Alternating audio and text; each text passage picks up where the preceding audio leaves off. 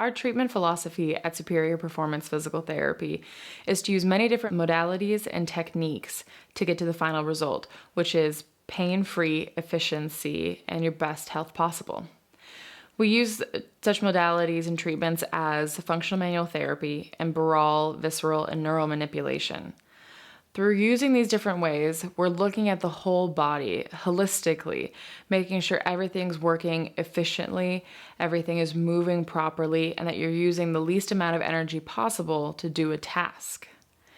With this, we can treat many different ailments. We can treat anything from your common musculoskeletal disorders, some of your neurological disorders like stroke or Parkinson's, even neuropathy issues.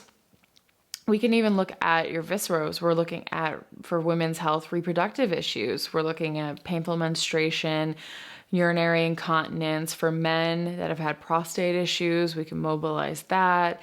Constipation, GERD. It's really endless what we can do when we're using these different types of treatment philosophies.